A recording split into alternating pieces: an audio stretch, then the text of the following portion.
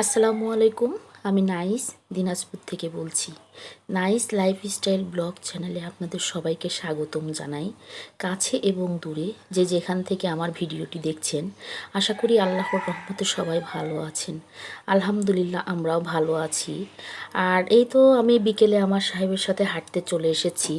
আসলে আমি এই পার্কটা আমি অনেক পছন্দ করি। আর আমার কাছে খুবই ভালো লাগে। এখন অবশ্য নিয়মিত আমার সাহেবের সাথে হাঁটতে বের হই। কারণ হচ্ছে দেখা যাচ্ছে যে আমার ওয়েটটাও একটু বেড়ে গেছে। আর এদিকে আমার সাহেবেরও ডায়াবেটিস আছে, তো দুটো মিলে দেখা যায় যে একজন পার্টনার হইলে আসলে ভালোই হয়। তো যাই হোক, যদি আমি কখনো বিকেলে ঘুমায় যাই তো আমার সাহেব ডাকে চলো হাঁটতে যাই, তো বাধ্য হয়ে আবার আসতে হয়। আসলে কি আমরা মহিলারা বাসায় কাজ করতে করতে অনেক সময় অলসতা অটোমেটিকই চলে আসে। তবে যদি একজন পার্টনার পাওয়া যায় তাহলে ওই অলসতাটা কিন্তু অনেক সময় দূর হয়ে যায়, যে না আমরা বের হই বা হাঁটি। তো ভালোই হয়েছে। আর বিশেষ করে বাইরে একটু ঘোরাফেরা করলে মন মানসিকতাও ভালো থাকে। আর এদিকে আমার হাঁটার কাজটাও হয়ে যায়। আর যেহেতু বাচ্চাকে বাসায় রেখে গেছিলাম, তার একটু ঠান্ডা লেগে কাশি হয়েছে। তো সে বারবার কাশি হচ্ছিল জন্য বেসিনের সামনে সে চেয়ার নিয়ে বসে কাশি দিচ্ছে আর সে চুল আঁচড়াচ্ছে। তো আমি বাসায় এসে দেখার পরে একটু ভিডিও করে নিলাম। আর এদিকে আমার মেয়ে অবশ্য তাকে সুপি নুডলস রান্না করে দিয়েছে। তো সে নুডলসটা খাচ্ছে এইভাবে। আর আমি বলতেছিলাম যে একটু দেখাও, তো সে দেখাবে না, সে এই রুম থেকে ও রুমে যাচ্ছে। তো সেটাই আমি একটু ভিডিও করে নিলাম। আর যেহেতু আমার ভিডিওতে আসলে ওইরকমভাবে কোনো কিছুই মানে হয়নি, তো এই ভিডিওটা ছিল অনেক আগের, বলতে মানে শীতের মধ্যের। তো কোনো একটা সময়ে আমরা পিঠা খেতে গিয়েছিলাম। আর পিঠা সেই ভিডিওটা অবশ্য আপনাদের সাথে শেয়ার করি নাই। তো যেহেতু ভিডিওটা ছিল, ভাবলাম যে আজকে ভিডিওটা আমি আপনাদের সাথে শেয়ার করি। এখানে ছিল ভাপা পিঠা আর চিতই পিঠা। তবে ভর্তাগুলা এত সুন্দর, মানে কি বলবো। আর এইখানে ওই যে পাশে একটা স্যার বসে আছে, আমাদের সাথে কথা বলতেছিল। স্যার অবশ্য পোস্টিং হয়ে চলে গিয়েছে, তবে স্যারটা আসলে অনেক ভালো মানুষ ছিল। আল্লাহ ওনাকে ভালো রাখুক। আর বিশেষ করে স্যারটা এত অমায়িক ব্যবহার তার খুবই ভালো লাগে।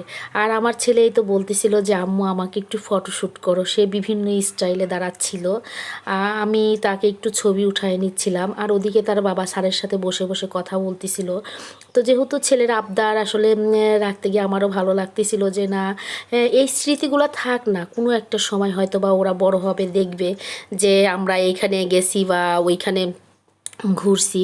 আসলে সব কিছুই স্মৃতি হিসেবে থাকলে ভালো লাগবে। বা আমার ছেলে যখন বড় হয়ে যাবে, ও ওর গন্তব্যে পৌঁছাবে, তখন একটা সময় আমিও বুড়া হয়ে যাব, আমারও ভালো লাগবে যে দেখি আমার ছেলে ছোটোবেলা কেমন বা ছিল বা কী করেছে আমি একটু দেখি। তো যাই হোক, আমি ভিডিওটা শেয়ার করলাম। আমি জানি অনেকের কাছে ভালো লাগবে না, কিন্তু আমি আমার ভালো লাগার থেকে শেয়ার করলাম। যদি আপনাদের কোথাও কোনো অংশে খারাপ লেগে থাকে অবশ্যই ক্ষমা সুন্দর দৃষ্টিতে দেখবেন। আর এদিকে হচ্ছে ফুটন্ত গোলাপ। ওমা, এই গোলাপগুলা এত ভালো লেগেছে, বলেন ফুটন্ত গোলাপগুলা কার না ভালো লাগে। আমার তো খুব ভালো লাগে। আর বিশেষ করে ফুল, যে কোনো ফুলই আমার ভালো লাগে। রাতে আমার সাহেব এই তো সে ফুল নিয়ে এসেছে, তাকে অবশ্য আমি খেতে দিয়ে আমি ফুলগুলা দেখতেছিলাম কি পরিমাণ ভালো, যে তরতাজা ফুলগুলা।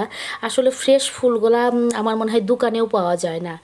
আর যেহেতু সে মাঝে মধ্যেই ফুলগুলা নিয়ে আসে, তো আমি অবশ্য খুব ভালো লাগে। আর আমার ভালো লাগা থেকেই আমি আপনাদের সাথে মানে ভিডিওগুলো শেয়ার করি।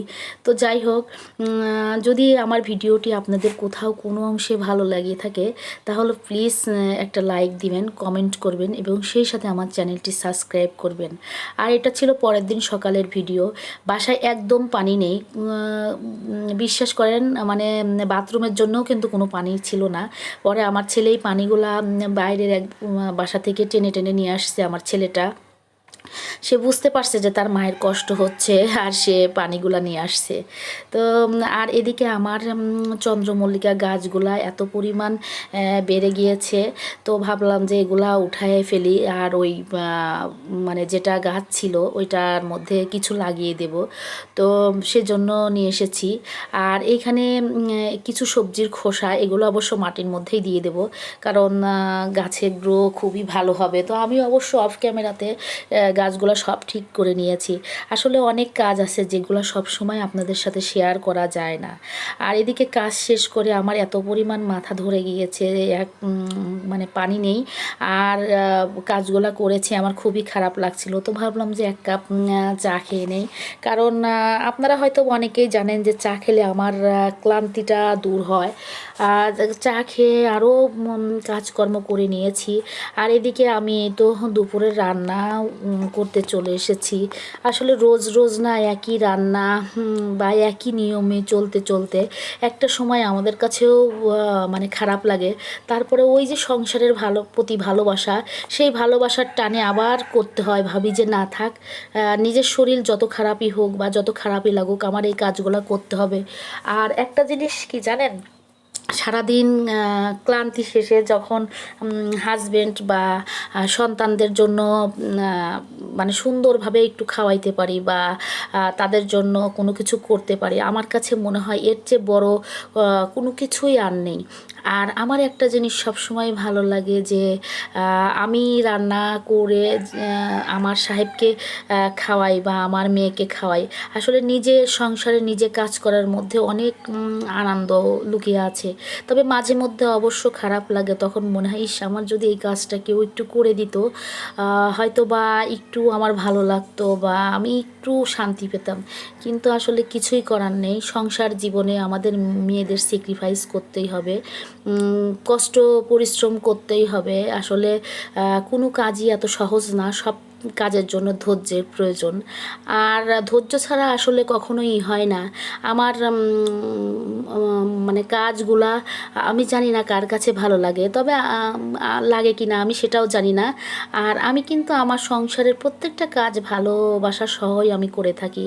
আর এদিকে তো আমার সাহেব আটা নিয়ে এসেছিলো, চিনি নিয়ে এসেছিলো, তেল নিয়ে এসেছিলো, সেগুলোই আমি একটু মানে বের করে তারপরে হচ্ছে রেখে দেব। কারণ যেহেতু এগুলা দিয়ে আমার প্রতি মাসের এগুলা, আর এবার অবশ্য রেশনটাও পুরাটা নিয়ে আসে নাই, যেহেতু বাড়িতে গিয়েছিলাম শাশুড়ির জন্য রেশনগুলা নিয়ে যাওয়া হয়েছিল, এজন্য রেশনের পরিমাণটা এবার কম। যাই হোক ব্যাপার না, এগুলা দিয়ে মানে করতে পারবো। আর যদি কখনো মানে কম পড়ে হয়তো বা আবার নিয়ে আসা যাবে। তো আর এদিকে আমার ছেলে যেহেতু নামাজ পড়তে যাবে, মেয়ে তাকে রেডি করে দিচ্ছিল আর তার কাছে টাকা দিচ্ছিল কি যেন দোকান থেকে কেনার জন্য, যেহেতু আমার বাসার সামনেই দোকান। যাই হোক আমার ভিডিওটা কেমন লেগেছে অবশ্যই জানাবেন। আর আজকের মতো আমি আমার ভিডিওটি এখানেই শেষ করছি। যদি কখনো আপনাদের খারাপ লেগে থাকে আমার কথাবার্তা, তাহলে অবশ্যই ক্ষমা সুন্দর দৃষ্টিতে দেখবেন। তো আল্লাহ হাফেজ, আসসালামু আলাইকুম।